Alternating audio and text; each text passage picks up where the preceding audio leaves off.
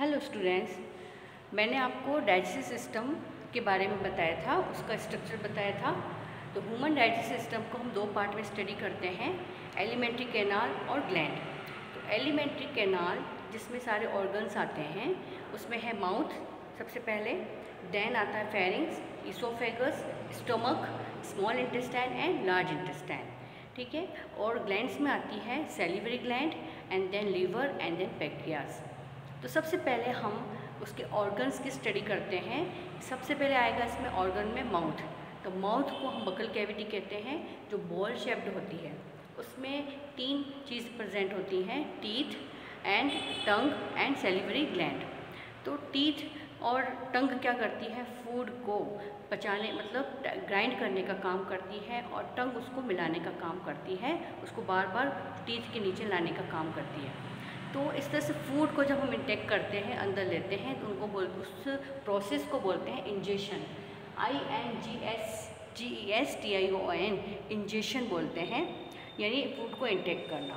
जब हम अंदर लेते हैं फूड को, तो टीथ जो होते हैं, मैमल्स में टीथ तीन प्रकार के होते हैं। तीन यानी कि सबसे पहले हेट्रोडोंट का मतलब क्या होता है कि टीथ जो होते हैं अलग अलग टाइप के होते हैं। जैसे हम जानते हैं हमारे टीथ कितने होते हैं, 4 तरह के होते हैं, है ना, incisor, canine, premolar and molar. तो अलग अलग डिफरेंट टाइप ऑफ टीथ के होने को क्या बोलते हैं, हेट्रोडोंट। फिर आता है थिकोडोंट का मतलब होता है टीथ जो के अंदर सॉकेट्स के अंदर जुड़े हुए रहते हैं, उसको हम बोलते हैं थिकोडोंट। जैसे कुछ ऐसे एनिमल होते हैं जिसमें टीथ जबड़ों में नहीं होते हैं, जैसे मेंढक हैं, है ना। फ्रॉग के अंदर जो टीथ होते हैं सिर्फ ऊपर रहते हैं और बिल्कुल बार बार टूटते रहते हैं और नए नए आते रहते हैं। ठीक है। हमारे टीथ जोस के अंदर होते हैं, इसी इसको बोलते हैं हम थिकोडोंट। फिर होता है डाइफ्यूडोंट का मतलब होता है कि लाइफ टाइम में 2 बार टीथ का आना कहलाता है डाइफ्यूडोंट। जैसे हमारे मिल्क टीथ आते हैं बचपन में, उसके बाद में टूटने के बाद में जो मिल्क टीथ होते हैं वो 20 नंबर होते हैं। वो जब टूट जाते हैं तो दूसरे टीथ आते हैं जिसको हम परमानेंट टीथ कहते हैं। तो परमानेंट टीथ कितने तरह के होते हैं, 4 तरह के होते हैं। फर्स्ट है incisor, canine, premolar and molar. ये सब बच्चे जानते हैं। इंसीजर क्या करता है, कटिंग का काम करता है, मतलब बाइटिंग का काम करता है। कैनाइन्स जो होता है चीरने का काम करता है, टेयरिंग द फूड। प्रीमोलर्स उसको ग्राइंड करता है, मोलर्स भी ग्राइंड करते हैं। इनके नंबर्स हर एक जॉ में, ऊपर वाले जॉ में होंगे 4 इंसीजर होंगे, 2 कैनाइन्स होंगे, प्रीमोलर्स 4 होंगे और मोलर्स कितने होंगे, 6। तो ये कितने हो जाएंगे, 16 2 32। तो 32 टीथ होते हैं हमारे, परमानेंट टीथ कहलाते हैं। कितने तरह के हुए, incisor, canine, premolar and molar. उनका फंक्शन क्या है, ग्राइंड द फूड। टंग जो होती है इसका फंक्शन आपको जब मालूम है, टेस्ट करवाना, फूड को टेस्ट करवाना इसका काम होता है, और वो रोलिंग करती है और फूड को रोल करके अंदर इसोफेगस की तरफ यानी फेरिंग्स की तरफ डालती है। अब है फेरिंग्स। तो फेरिंग्स के 3 रीजन्स होते हैं, नेजोफेरिंग्स जो नेजल पार्ट में होता है उसको नेजोफेरिंग्स कहते हैं, ईसोफेरिंग्स, और होता है ओरोफेरिंग्स के बाद होता है लैरिंजोफेरिंग्स। तो नाम से पता चलता है नेजोफेरिंग्स यानी नेजल पार्ट की तरफ जब होता है उसको बोलते हैं नेजोफेरिंग्स।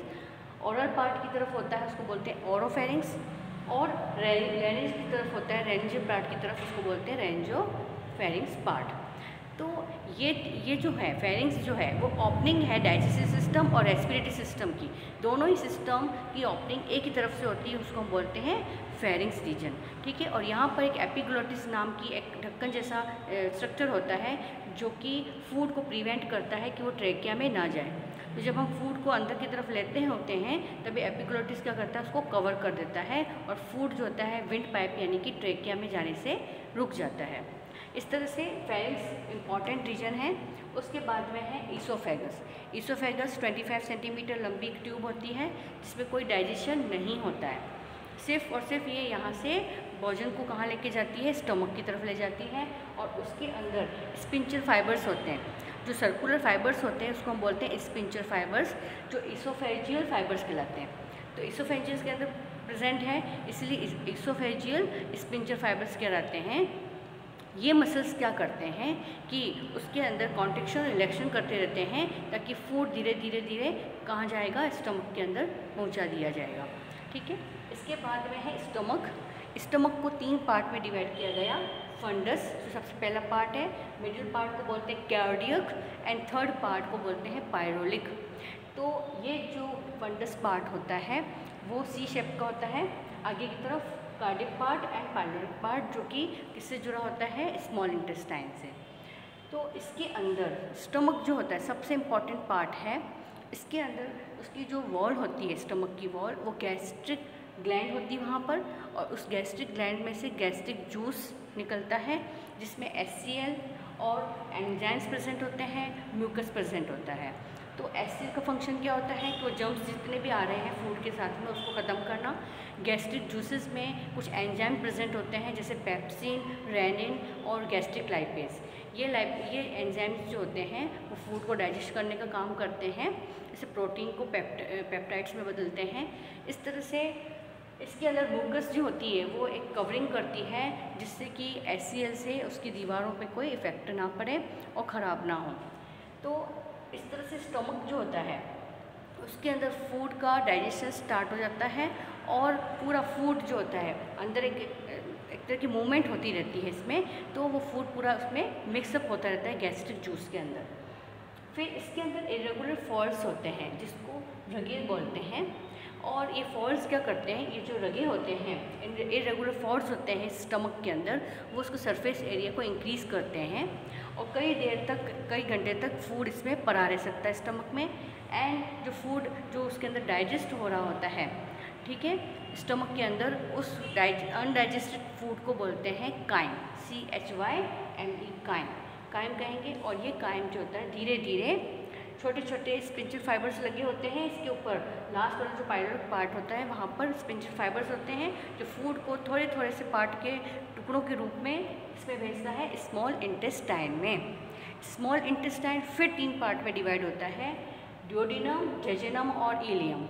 ड्यूोडेनम सी शेप्ड की होती है और जेजुनम और इलियम जो होती है बहुत ज़्यादा कॉइल्ड होती है। तो इसके अंदर स्मॉल इंटेस्टाइन में खूब सारी विलाइज प्रेजेंट होती है उसकी दीवारों पे। ये विलाइज क्या करती है, उसके सरफेस एरिया को बढ़ाती है और उस विलाइज के ऊपर ब्लड कैपिलरीज होती हैं जो फूड को, जो डाइजेस्ट फूड है उसके जूस को एब्जॉर्ब करने का काम करती हैं। तो सबसे ज़्यादा एंजाइम यहीं पे प्रेजेंट होते हैं क्योंकि 3 जूसेस आकर मिलते हैं स्मॉल इंटेस्टाइन में। मैंने आपको पहले भी बताया था, पैंक्रियाज से पैंक्रियाटिक जूस, लीवर से बाइल जूस, एंड इंटेस्टाइन की जो दीवारें होती हैं वो भी एक जूस निकालती है जिसको बोलते हैं इंटेस्टाइनल जूस। तो इन सब जूसेस में जो एंजाइम प्रेजेंट होते हैं वो जितना भी काइम आया होता है स्टमक से उस सबको डाइजेस्ट करने का काम करता है। और सबसे ज़्यादा जो डाइजेशन होता है, ये केमिकल रिएक्शंस जो होती हैं वो ड्यूोडेनम पार्ट में होती है। इलियम और जो जेजुनम है वो दोनों क्या करते हैं, एब्जॉर्ब का काम करते हैं। जेजुनम में जितना भी फूड डाइजेस्ट हुआ है उसका जो जूस है उसका क्या करते हैं, एब्जॉर्प्शन होता है। इलियम पार्ट जो होता है वो उसके अंदर जितने भी पानी प्रेजेंट है, जो भी वाटर मॉलिक्यूल्स हैं और दूसरी चीज़ पार्ट्स हैं वो इलियम के अंदर डाइजेस्ट एब्जॉर्ब कर दिए जाते हैं। ठीक है, फुल डाइजेस्ट फूड अब कहाँ जाता है, लार्ज इंटेस्टाइन में। तो लार्ज इंटेस्टाइन को फिर 3 पार्ट में डिवाइड करते हैं, सीकम, कोलोन और रेक्टम। सीकम जो होती है वो वेल डेवलप्ड होती है हर्बीवोरस एनिमल में, और हमारे ह्यूमन बींग्स के अंदर ये सीकम जो होती है इतनी डेवलप्ड नहीं होती है और लास्ट में जाके वर्मीफॉर्म अपेंडिक्स के रूप में छोटा सा पार्ट होता है घुमा हुआ जिसको हम वर्मीफॉर्म अपेंडिक्स बोलते हैं। ठीक है, उसके बाद में है कोलोन। कोलोन के 3 पार्ट होते हैं, ट्रांसफर कोलोन, असेंडिंग कोलोन और डिसेंडिंग कोलोन। इस तरह से बना हुआ होता है, इसको बोलते हैं हम असेंडिंग, ट्रांसफ़र और डिसेंडिंग कोलोन। लास्ट पार्ट होता है रेक्टम, जहाँ जो फूड का जो वेस्ट प्रोडक्ट है वो जाकर के वहाँ पर इकट्ठा होता रहता है, स्टोर होता रहता है और एनस के थ्रू शरीर से बाहर निकाल दिया जाता है। अब इसके जो ग्लैंड्स हैं वो 3 ग्लैंड्स हैं। सेलिवरी ग्लैंड वापस उसके 3 पार्ट्स हैं, liver and pancreas. Salivary glands में से जो जूस निकलता है, यानी जो इसमें से जो सीक्रेट होता है सलाइवा, वो क्या करता है, मुंह में ही स्टार्च को किस में चेंज कर लेता है, माल्टो शुगर में। ठीक है, तो सेलिवरी ग्लैंड के अंदर से जूस जो निकलता है एंजाइम, उसका नाम होता है एमाइलेज, तो सेलिवरी एमाइलेज बोलते हैं उसको, और वो क्या करता है, स्टार्च को माल्टो शुगर में कन्वर्ट करता है। लीवर में से जो जूस निकलता है उसका नाम है बाइल जूस, वो होता है एल्केलाइन नेचर का यानी बेसिक नेचर का, और वो डाला जाता है स्मॉल इंटेस्टाइन में, और ठीक है। और स्टमक के अंदर से जो जूस एसिड नेचर का था वो जैसे ही स्मॉल इंटेस्टाइन में आता है, बाइल जूस को किसमें कन्वर्ट कर लेता है, बेसिक मीडियम में कन्वर्ट कर लेता है, ताकि बेसिक मीडियम में पूरा फूड आ जाएगा स्मॉल इंटेस्टाइन में। अब उसके ऊपर सारे एंजाइम्स के ऊपर रिएक्शन कर सकेंगे। नेक्स्ट होता है पैंक्रियाज। पैंक्रियाज में से पैंक्रियाटिक जूस निकलता है, और उसके अंदर जो एंजाइम होते हैं वो भी बेसिक नेचर में ही काम करते हैं। और पैंक्रियाज जो ग्लैंड होती है, मैंने आपको पहले भी बताया था, ये ड्यूअल नेचर की होती है, यानी कि इसको एक्सोक्राइन ग्लैंड भी कहते हैं और एंडोक्राइन ग्लैंड में भी कहा जाता है। एक्सोक्राइन क्यों? क्योंकि इसके अंदर से जूस निकलता है पैंक्रियाटिक जूस, वो डाइजेशन में हेल्प कर रहा है। और एंडोक्राइन ग्लैंड इसलिए कहते हैं क्योंकि इसके अंदर से जो हार्मोन निकलता है, इंसुलिन हार्मोन, वो एंडोक्राइन ग्लैंड के रूप में काम में आता है। तो इंसुलिन हार्मोन का आपको वर्क पता ही है कि इंसुलिन हार्मोन हमारे ब्लड में शुगर लेवल है उसको कंट्रोल करता है। अब डाइजेशन के अंदर कौन कौन सी रिएक्शन होती है, कौन कौन से एंजाइम होते हैं, एंजाइम किस तरह से फूड पार्टिकल्स को स्मॉल पार्टिकल्स में चेंज करते हैं, वो सारा प्रोसीजर मैं आगे नेक्स्ट वाले वीडियो में बताऊँगी। Thank you.